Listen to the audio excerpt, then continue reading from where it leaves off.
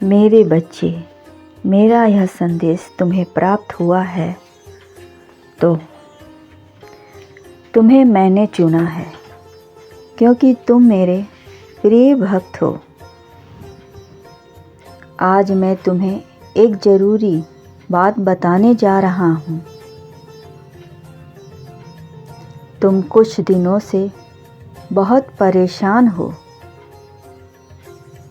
तुम्हारी परेशानी का कारण वह औरत है जो तुम्हारे प्रेमी को वश में कर लिया है। मेरे बच्चे, तुम्हारा प्रेमी नादान तो नहीं है।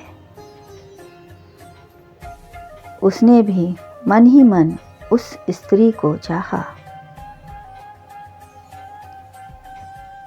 आपका प्रेमी भी उसकी ओर धीरे धीरे बढ़ता चला गया। आप अपने काम में इतने व्यस्त रहें कि यह ख्याल ही नहीं रहा आपको कि थोड़ा वक्त आपको अपने प्रेमी को भी देना है। नतीजा यह हुआ कि आपका प्रेमी उस औरत के वश में हो गया। आपका प्रेमी अपने आप को इन दिनों बहुत अकेला महसूस करता था। कब और कैसे उसकी ओर बढ़ता चला गया, उसे भी पता नहीं चला। औरत बात करने में इतनी चतुर है, देखने में भी काफ़ी आकर्षण है। उस औरत को छोटी छोटी प्रॉब्लम रोज होती थी और अपने प्रॉब्लम को सॉल्व करने के लिए वो अक्सर आपके प्रेमी के करीब जाती थी। आपका प्रेमी उसका प्रॉब्लम सॉल्व कर देता था, जिसके कारण उन दोनों के बीच धीरे धीरे दोस्ती हो गई। और यह दोस्ती कब हद से ज़्यादा बढ़ गई, इसका अंदाज़ा धीरे धीरे आसपास के लोगों को महसूस होने लगा। और वह उन लोगों ने देखते हुए बात को एक दूसरे से कहने लगे। नतीजा यह हुआ कि उनकी कही हुई बात आपके कानों तक पहुंच गई। और अब आपको यह सब देखकर बर्दाश्त नहीं हो रहा है। मेरे बच्चे, इसमें गलती आपकी भी है, क्योंकि आप अपने काम में इतने व्यस्त हो गए कि घर परिवार के लिए आपके पास वक्त नहीं रहा। और जब अब वक्त मिला तो आपके साथ बुरा हुआ। परंतु आप परेशान मत हो, अभी भी वक्त है। आप चाहें तो अपने रिश्ते को सुधार सकते हैं। अपने प्रेमी को उस औरत के चंगुल से निकाल सकते हैं। आपका प्रेमी अपने रास्ते से भटक गया है। उसे सही रास्ते पर लाना अब आपकी काम है। आप चाहे तो घर के बड़े बुजुर्ग से सहायता ले सकती हैं।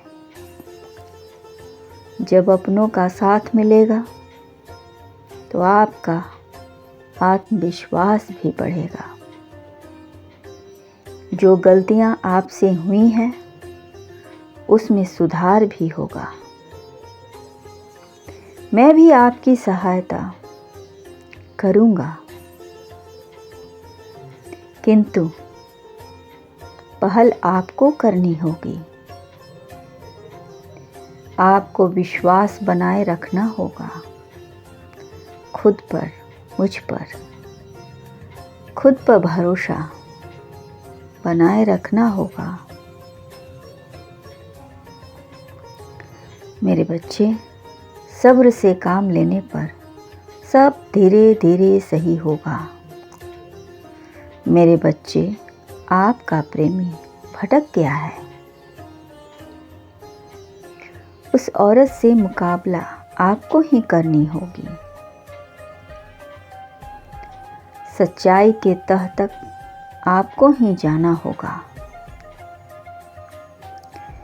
जब भी जी घबराए, मेरा स्मरण कर लेना। मैं उसकी गलती को दंडित अवश्य करूँगा, किंतु उससे पहले आपको सच्चाई जाननी होगी। क्या आपका प्रेमी कब और कैसे उसकी ओर खींचता चला गया?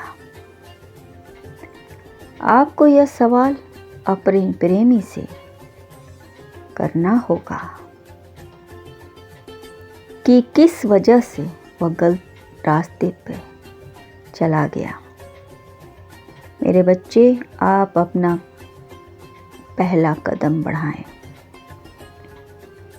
और अपने पिता समान लोगों से मदद लें। सच्चाई के करीब जाएं, आपको सफलता अवश्य मिलेगी। मेरे बच्चे, मैं खुश हूँ कि आप अपने प्रेमी को वापस लाने के लिए मुझसे प्रार्थना कर रहे हैं। आपकी प्रार्थना स्वीकार हो गई है और आपका प्रेमी जल्द ही आपके पास लौटकर आएगा। इससे पहले आपको सच्चाई जानना आवश्यक है। सच्चाई यह है कि वह महिला अकेली रहती थी और नौकरी भी करती थी। एक दिन उसकी गाड़ी खराब हो गई। उस महिला को कुछ समझ में नहीं आ रहा था। तभी उस महिला ने आपके प्रेमी से मदद मांगी। आपके प्रेमी पहले कुछ संकोच की, फिर उसके बाद उसकी मदद की। यह सिलसिला रोज चलता गया और उनकी दोस्ती हो गई। अब आपका प्रेमी भी रोज उसका इंतज़ार करता है। धीरे धीरे आपका प्रेमी उसके वश में होता चला गया। जब इस बात की भनक आपको लगी तो आपने घर में तहलका मचा दिया। नतीजा यह हुआ कि सच्चाई की जांच हुई और सच्चाई में आपका प्रेमी बेकसूर निकला, क्योंकि वह उस महिला के भाई के रूप में सहायता करता था, जिसका लोगों ने गलत अफवाह फैलाया और उनके पवित्र रिश्ते को बदनाम किया। वह महिला भी बहुत शर्मिंदा है। वह आपसे भी क्षमा मांग रही है। उसने आपका प्रेमी को कभी गलत नज़र से नहीं देखा। जब भी देखा, एक भाई की नज़र से देखा। इसलिए मेरे बच्चे, उसकी छोटी सी गलतफहमी को माफ़ करें और अपना दिल साफ करें।